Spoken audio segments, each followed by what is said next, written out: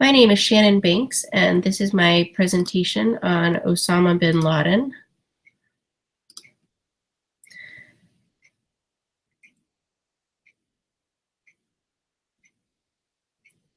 Osama bin Laden was born in 1957 as the 17th or 7th children of 52, born to his father, Mohammed bin Laden, who was a billionaire that had started out as a poor contractor, but had endeared himself to the royal family.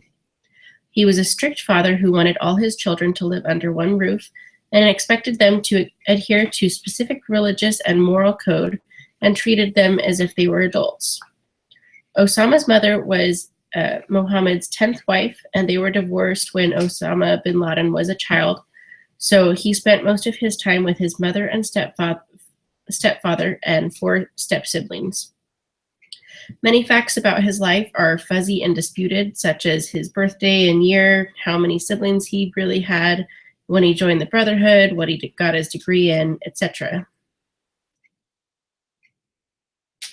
At age 14, bin Laden was excelling in school and was offered a place in an exclusive study group along with a few other boys from elite Jeddah families. The original intent of the group was to memorize the Quran by graduation, but the teacher was influenced in part by a sect of Islam called the Brotherhood and started using parables with violent endings, teaching about instituting a pure Islamic law and introducing them to violent jihad. The boys started adopting the views of Islamic teen activists and started growing out their beards and dressing the part. Osama graduated in 1976 and got his college degree in 1981. Osama bin Laden went to assist with the war in Afghanistan when they were invaded by the Soviet Union, and there trained a group of Islamic jihadists and returned to Saudi Arabia as a hero in 1989. He then started to voice frustration with the Saudi Arabian government, which he believed was corrupt, and their cooperation with the US troops, and he was exiled from the country. He moved to Sudan in 1992.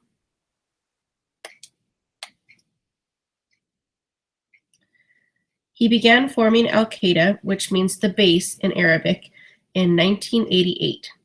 He used Muslim men he had met in Afghanistan during the war, who he knew would follow orders. They began staging terrorist attacks around the world, causing Saudi Arabia to revoke his citizenship and his family to disown him and cut him off from his $7 million a year. 2 hijacked US airliners on September 11th, 2001, crashed into the Twin Towers of the World Trade Center in New York, which then collapsed. A 3rd hijacked plane crashed into the Pentagon outside Washington, and a 4th in rural Pennsylvania. The attacks killed around 3,000 people. Washington offered a $25 million reward for any information leading to the arrest of bin Laden. The US started targeting Afghanistan to try and force the Taliban to hand over Osama bin Laden. He vowed not to let up on the US Al Jazeera television network. He didn't claim explicitly claim responsibility for the attacks, but praised those who carried them out.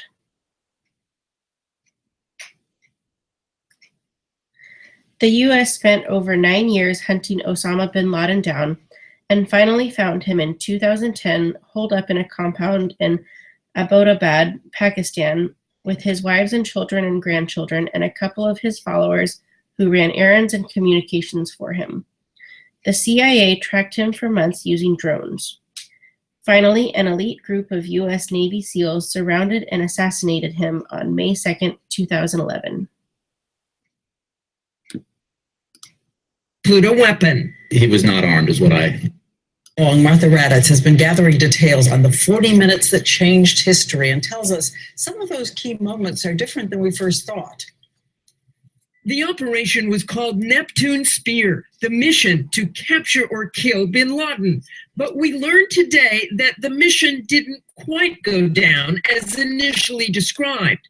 As the 25-man assault team landed in stealth-configured helicopters and spread throughout the darkened compound, gunfire quickly erupted and was sustained through the 40-minute operation, even as the SEALs climbed the stairs to the third floor.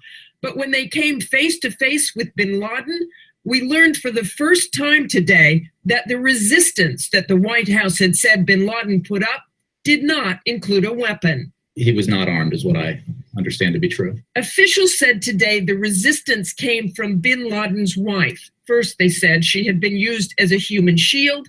Today, they say she made a threatening move. She was not armed either, but was shot in the leg. Bin Laden was hit above the left eye and through the chest. The authority here was to kill bin Laden. And obviously under the rules of engagement, if he had in fact thrown up his hands, surrendered, and didn't appear to represent any kind of threat, then they were to capture him. But they had full authority to kill him. Weapon or not, the SEALs in that split second had no way of knowing whether bin Laden was wearing a suicide vest or whether the room was booby-trapped. The SEALs always planned for the worst-case scenario. And tonight, the computer drives and DVDs the SEALs were able to grab from the compound are being described as a motherlode of information. The material was flown to Washington, where copies were sent to the CIA and FBI. A copy was also left in Afghanistan. Analysts are combing through all of it, although it is all, of course, in Arabic, so it could take time.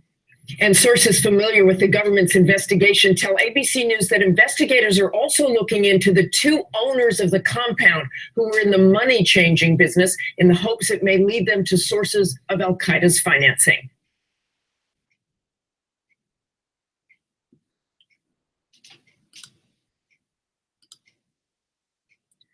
And that is the end of my presentation. Thank you.